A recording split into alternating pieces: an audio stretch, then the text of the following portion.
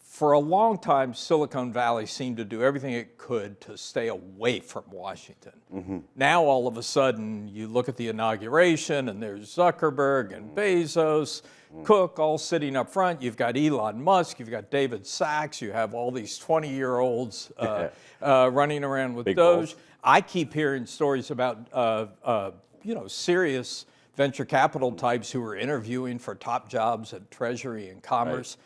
Is this a good thing to have this huge migration of tech people from the Valley to Washington? Well, I'm not sure I agree with the premise of the question that this is the first time It's a great start. Silicon Valley has gone to DC.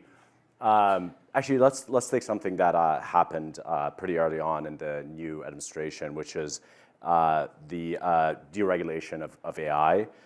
The AI executive order by Biden was basically shut down, and basically it was like really burdening companies with a lot of safety measures before they release a piece of software, a large language model. And when a lot of us know in Silicon Valley who wrote this. It wasn't Biden who wrote this. It was Eric Schmidt and Reid Hoffman.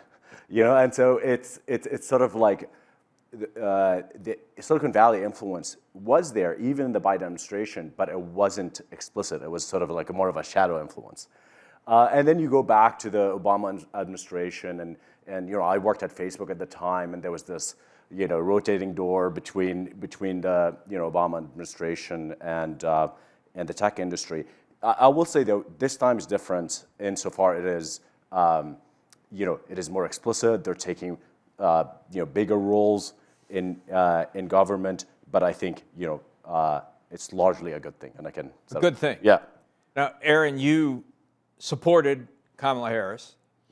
Yeah, I'm not known for my political decisions in terms of picking the right outcome, but you did. I did. And at one point you said something about David Sachs drinking too much NyQuil.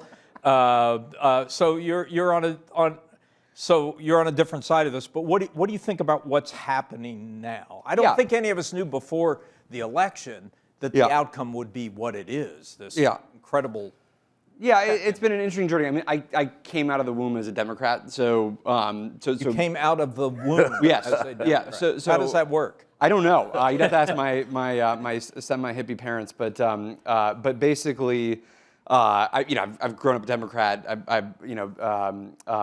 did all the Obama excitement, all that, and so I think there's a degree of on a variety of topics, tend to lean more to where the Democrats have historically, been. I think this was a really interesting election of starting to kind of see some of the fissures of the party around business, around regulation, around more growth-oriented topics, and so it was a tough election to kind of watch.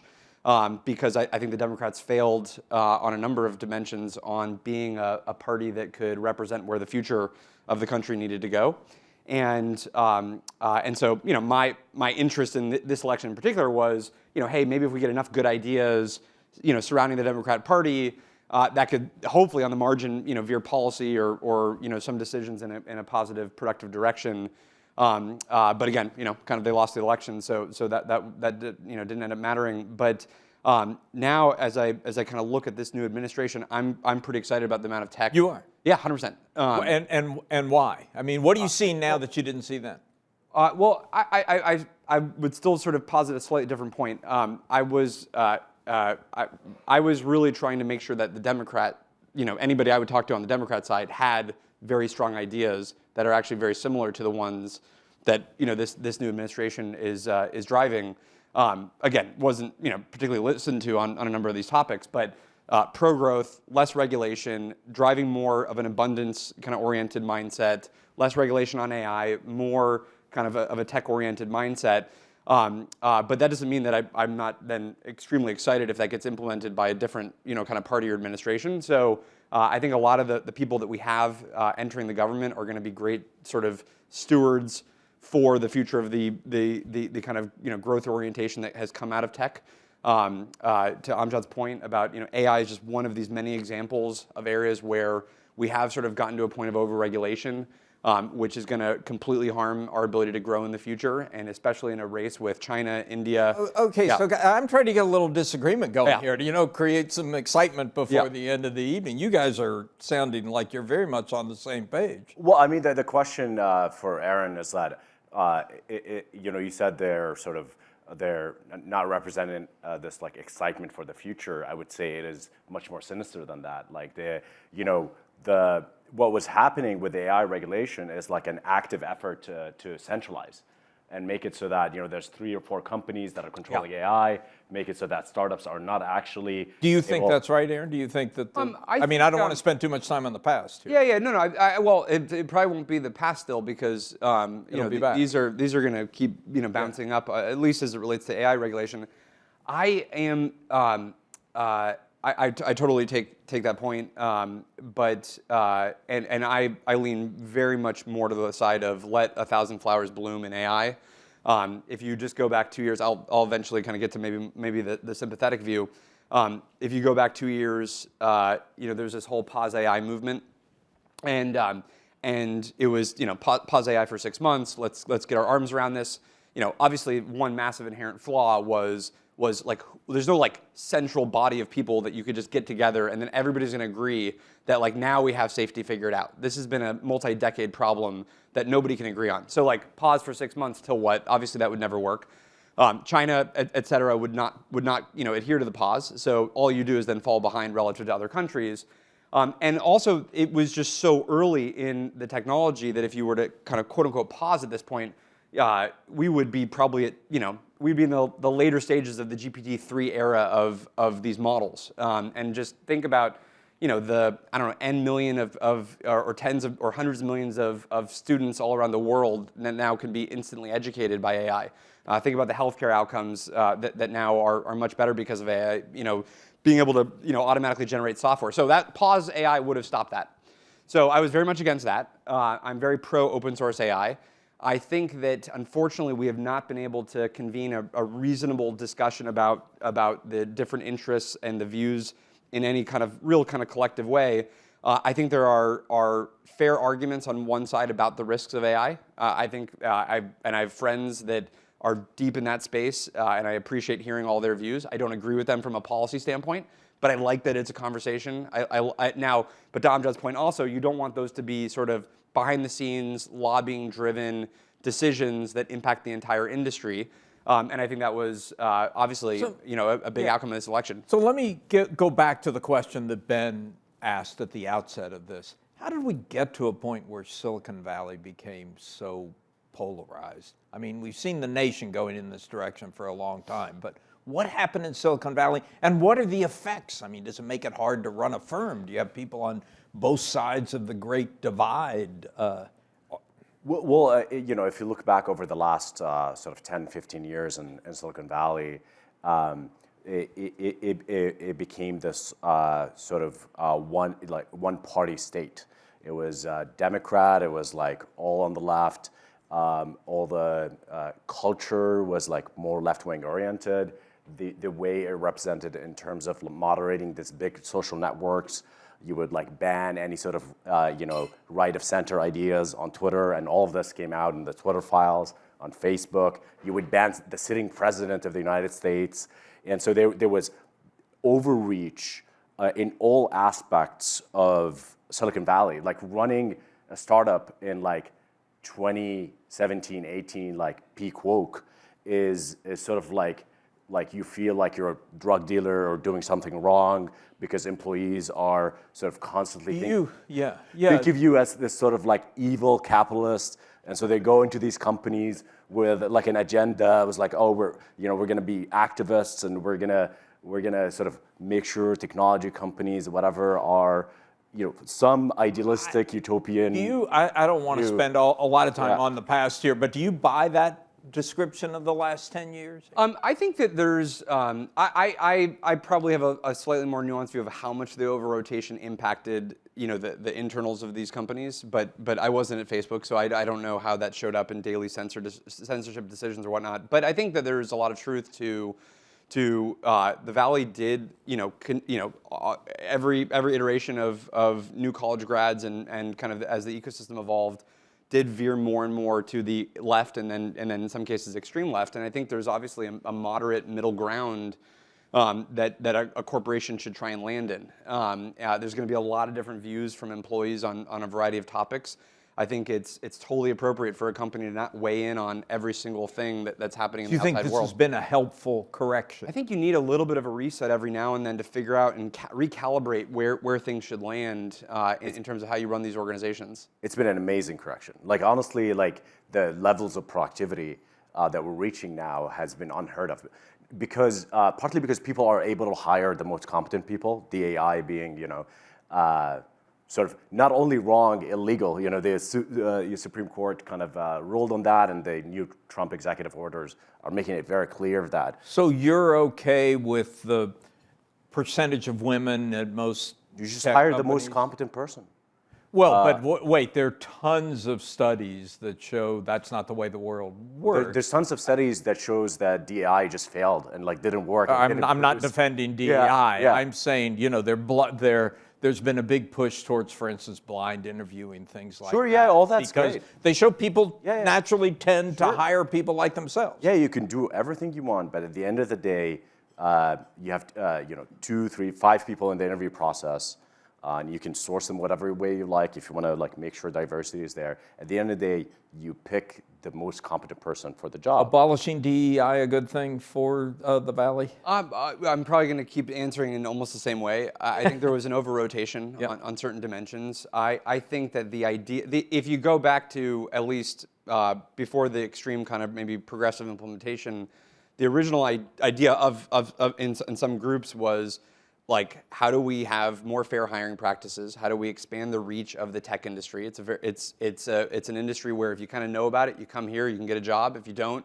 then it's a sort of closed off, isolated ecosystem. And I think a lot of the original merit of how do you open up tech to more people, which didn't have to mean any particular demographic, just the idea of opening up tech, having more fair hiring practices so more people can find their way through the hiring funnel. Yep. These are good things. And I think, again, we'll sort of find our way through the equilibrium to land there. Let's talk policy, specific policies. And Aaron, let's start with antitrust. A lot of people feel like, in terms of overreach, Lena Khan at the FTC, kind of shut down. We're going through each one, aren't we? Yeah, we're going to do them all. Okay. Well, it's the future of the country. Other than that, the future of tech. Other than that is. But are we in a better place are we in a better place on antitrust now than where we were? We're extremely early into this new administration. Yeah, so we don't quite know where we are. We don't quite know where we are, and so I think you kind of have to just caveat with that. I would say that if you take a general pulse of the Valley on a variety of topics, I think the view was that you couldn't do acquisitions in the past administration. I think there was which big tech certainly felt bad about that. VCs couldn't get their exits, and then small companies, there are these moments where actually you do need to sell your company or you do want to sell your company. And so the idea that the government could try and kind of pre-predict which things are going to become monopolies, which is sort of the doctrine of the last regime's antitrust, was like, we're going to try and anticipate what could eventually become monopolistic. That's obviously goes too far, and so most people in tech believe that, and I think we need to kind of so again, a correction is a good thing. That's a good thing. Where I actually favor Lena's sort of either agenda or spotlight is, and this is where you'd see a lot of, I think, appreciation from tech companies of all sizes. Go talk to Daniel at Spotify, Jeremy at Yelp or others. You do have in the digital age more and more lock-in of digital platforms, because once you have the data or the device or the search access, you control quite a bit of access to information and the flow of applications and value. And so the question is, should we sort of have a conversation around what does openness and sort of fair, open interoperability mean with these digital platforms? We didn't have this problem 150 years ago with railroads. It's a new problem in the digital age. should we understand? Well, we had it with telephones, and it required regulation. Sure, but even that was sort of that was more of an infrastructure issue, less data, and now we have a data version of this issue, and I think it's actually totally reasonable that we think through what should modern digital antitrust look like. And Amjad, what about you? I mean, you were pointing to the problem of the big tech, the power of the big tech companies. You're in favor of the small guys. I mean, J.D. Vance said he kind of liked what Lina Khan was doing. Yeah. Where should we end up on antitrust? Well, so I would like generalize the question as like what are the abuse of power at these big tech companies? For example, I think censorship has been like a really bad problem. Like free speech is a fundamental thing in the United States, and so they abused Section 230 to say that we're a neutral platform, and they were acting like publishers, and that probably had all these downstream effects on advertisement and what kind of content you could put out there, what kind of advertising you could target. Publishers had more liability than they had. Yeah, exactly. Under Section 230. So I think there's a signal from this new administration that there's going to be Section 230 reform. Yeah. And I think that's a good thing. But I think that the general attitude of this administration and the people around it, their advisors, is actually looking in a more targeted way about the abuses of these big companies. Yeah. Let's move on to immigration. I mean, the Silicon Valley. Yeah, well, I mean, I'm just going through the issues. I thought we were going to make them up tonight. I didn't make them up. I mean, this is an industry that was built on immigration. I suspect we have a few immigrants in the room. Amjad, you're an immigrant. What do you think about your administration's, may I call them that? I mean, attack on immigration? Are they attacking immigration? Like they're pro legal immigration. I mean, I think Trump has sort of signaled or expressed like actually kind of a radical pro high skill immigration. Like he said at one point that you want to staple sort of green cards on sort of STEM. Do you think we're going to see a students. twist here? Illegal immigration gets cut back, high skilled immigration gets increased. Yeah. Yeah, of course. Like everyone around Trump, like Sachs, Elon, all these people, I mean, we're all aligned. Well, on not if Steve Bannon. That's not where Steve Bannon is. Is he part of the? Well, I think he has a lot to do Wasn't with this whole zeitgeist. Yeah. Aaron, what do you think? Immigration. Yeah, I mean, I think that if you just this has been an interesting one for sure because I think if you just took Trump's views. I think you'd land with a fairly progressive immigration policy that is one that especially the tech industry is sort of familiar with and comfortable with. He's talked about the staple the green card. There's been some recent videos where he actually talked about we're going to see a way greater number of immigration during this administration. I think he might be in a position where he sort of doesn't have to always appease the base as much. He's not running for re-election. So, there's at least one optimistic kind of, pathway here where he's he's beyond the needing to do only the things for the election, motive and actually can push the country forward. And then I totally agree with Amjad on if you look at the people that have now surrounded him in critical policy areas, especially that are tech related, these are either literally immigrants themselves, or their companies are used to having incredible, immigrants, drive their companies forward. Elon is unmistakably pro high-skilled immigration. He's been very vocal about this on Twitter. This guy Sriram, who joined the administration for AI work, it's an administration that has a lot of talent that is very directly has experienced immigration or has scale-up organizations that have dealt with it. China. Let's talk about China. Which may be, by the way, the one issue where you can get a little bipartisan energy going in Washington these days. What should we be doing on China? What should we be doing on TikTok? What should we be doing on DeepSeek? What's the proper approach? Yeah. Well, so there are a few things there. Well, first of all, there's the question of our dependence on Taiwan with regards to TSMC, and that's a huge dependency. and that's a national security issue. And so the question was like, was Biden's approach correct with the CHIPS Act? Subsidize, yeah. Subsidize and do export control. I think the export control are largely correct. They weren't implemented very well. NVIDIA went around them, and so on and so forth. So I think there's more work to be done there. But then, the idea of like building the semiconductor industry here is just going too slow. And so Trump's... So you favor it, you just don't think it's going fast enough. No, it's not going fast enough. I mean, if it's going to take 10, 20 years, maybe maybe China has already taken Taiwan or something like that. So Trump's idea, and look, I'm not sure if it's the best idea, but it's an interesting idea, is like if we put up tariffs on all chips, including coming from Taiwan, then it will activate the Apple, the NVIDIAs of the world to accelerate the process of building the semiconductor industry in the US, right? And that's a simple sort of economic free market argument. So like spring up those tariffs and see what the free You're market in favor does. of that? I mean, build a tariff wall. Well, I'm in favor of running the experiment, I guess, but we'll see. Aaron. Yeah, I mean, I think maybe to go back to the election for 1 second, because it's a little bit of it connects back into this. I think one of the biggest frustrations of anybody that has been in business and dealing with sort of Democrat kind of led administrations is usually the intersection of what the stated goals of the country are, and how do we drive progress on those goals, and then the regulation and regulatory environment of getting that done.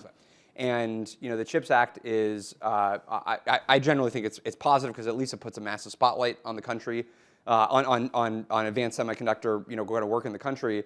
And but there's a different tilt to that, which is like let's go and figure out like why commercially has that not been viable? What about the cost and the expense of dealing with the regulations of building factories and building data centers? Why are people leaving the country to go do this work? Why don't we have the talent here? Why aren't they trained up here?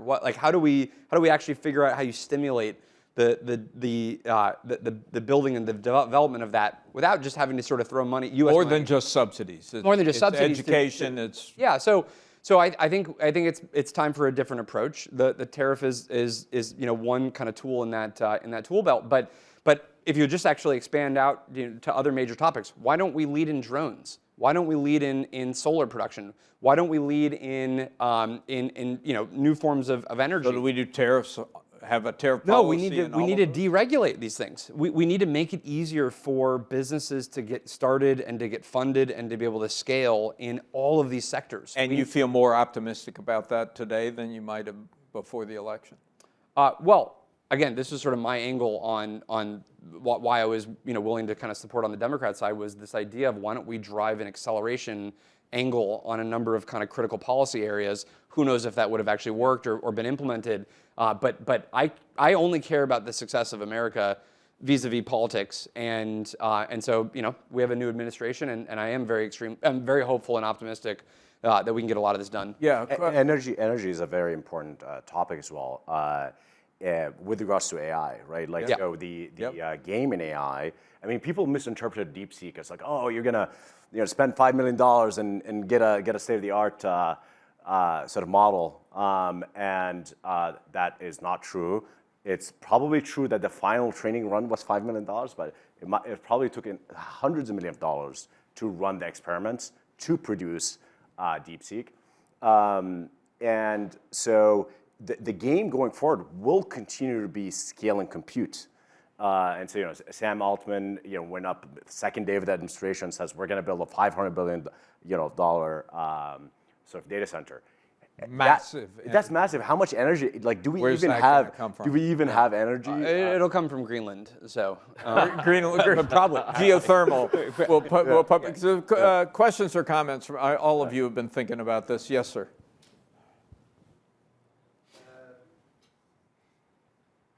Actually, a comment. I tend to agree with you, Aaron, and please correct me if I'm incorrect. I can't remember the last time I saw a Google or Twitter or Facebook come out of Europe, because the just pure amount of huge regulation that is happening now. Yep. And again, as I said, I 100% agree with you. Yeah. Oh, there's not a but? Usually there's always a but. There's unfortunately for I think depending on your views on this for our European friends, there was a chart you probably saw this of the amount of $50 billion plus companies that have been created. I think 50 billion was the right number. I could be wrong on the metric, and it's a doozy. In the past, I don't know, 50 years or something, the U.S. versus Europe it's like 100 to 1 or something. The numbers are just insane. Yeah. Now, is that regulation? Is that kind of a lack of a venture capital flywheel? We have something very special in the U.S. We should not squander that.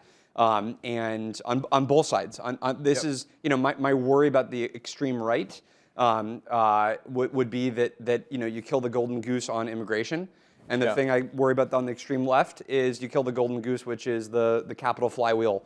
And the investment flywheel that we have, and you don't want to screw with either of those things. There is a sort of a moderate approach that you probably want to pull the best ideas on both sides and kind of squeeze them together on this. Who else? Yes, back there. And please identify yourself before your question. I'm Doug Reinhardt, Chief Product Officer with Go Digital Media Group. I'll just tag on to that. What if the best ideas are in China? Then we got a problem. So, but what do you think? What's that? Explain why that's a problem. If the best ideas in China, you're saying? If they are in China. You just said what the best ideas. What if the best ideas are actually in China? Well, I mean, the DeepSeek was there's quite a few innovations there that wasn't really covered by the press. Yep. There's this algorithm called R10, and basically you can train a model to do reasoning similar to O1 with very little supervision, cheaply and scalably. And I think it was this gift to the world by open sourcing it and kind of putting the research out there. And it's honestly shameful that we don't see that from US companies. Everyone just closed down. There's no research that happening. So do we block them off, or do we embrace it and learn from it? Well, I think you embrace open research wherever it's coming from, right? Because otherwise we're going to be blocked off, right? Everyone will do open research, and this is where I disagree with Trump's response to DeepSeek as like this hyper competitive approach, which is like, no, actually, if there are good ideas from there in the open research, like we should embrace them and build on them. But honestly, like the U.S. is known for the radical ideas, so I don't think we're going to have a problem with that. We're always going to have ideas there. Yes, sir. Sai Yadavelli, CIO at Levie. Just then why put export controls? Actually, I mean, ironically, the export controls led to DeepSeek because they had to be efficient due to at least. I mean, you don't think so? You think that they worked around it all through Singapore or something? Well, I mean, the innovations they made were I don't want to say obvious, but like on the path. Yeah. Like, it wasn't like they arrived at something that was. But if you were not compute constrained at all, would we have run into them at the same timeline? Yeah. Okay. All right, then good export control. Yeah, yeah. Well, I mean, it's sort of, again, there's a national security aspect of it, like weapons and things like that, and autonomous drones, and so I'm not really an expert in that, but I think you need to think about these things. Gentlemen, last question, because we've talked about a lot of different things, but if the new administration could change just one thing to help the development of technology, what would that one thing be? What's the top thing on your priority list that you think needs to be changed? Well, my wish list would be an EO on high school immigration. I think that there's been too much noise in the past couple months around this topic. I think that Trump coming into the election had some very clear messages. I'd love to see those stamped from a policy standpoint to kind of end the noise. In particular, because I think you have. There's some kids out there right now that are like the highest aptitude kids in the world in some other country, and they're going to have to make the decision of is U.S. the place to come? Is it worth it? Is this an environment that they want to come into? And I think Trump specifically, individually, has the right message on that. I think a lot of his policy advisors do. I'd love to see it just locked in. Cool. And so basically just the message he ran on. Let's get an EO on that. Amjad, one thing. I think opening up the sort of government for Silicon Valley to be able to modernize it. Like, the systems there are very, very old. That's also a national security risk that also just makes our lives as citizens a lot worse. The government could be providing better services. It could be a lot more efficient. And Silicon Valley knows how to do that, but in the past it hasn't been. Can I You're extend gonna do the question? two. Well, You're gonna do two. It's not a single thing, but let me just extend one random thing. But I think you need whether it's governors or even more local in some cases, I think you do need a little bit of a radical change throughout the country on why is it so hard to build? Why is it so hard to grow? Why don't we have housing in California? Yeah. Like why like we've been talking about this for 15 years. The cost of housing has well exceeded all of the raw materials in the world that you could imagine kind of going into these things. Why is it so hard to build data centers, energy, housing, cars, self-driving systems? Like why don't we have a race of governors saying, I'm going to go and improve my country, my state on working on these issues? And I think one thing that Trump is uniquely good at is he has the ability to convene, and he has the ability to kind of put these commercial spotlights on things. I think the Stargate thing was super interesting because, sure, I think these companies were probably going to be building data centers. They were probably going to be doing these investments. But he got Masad to ratchet up. He got Larry to if he could say, let's be a country of building, and how do we use these levers of That's great. Who knew we were? I think you got the worst sort of anti-Trump guy on stage. I was going to say, who knew we would end the evening with the rousing defense of Donald Trump from Aaron Levie? Gentlemen, I hope both of you consider taking sabbaticals and going to Washington. We're at least after hearing Craig's stories, I'm thankful he did it, and You're not planning to. But also, it's great to have folks like Craig that are willing to dive in and help the country. You guys work with government, right? We do, but I think there's a lot of opportunity to modernize.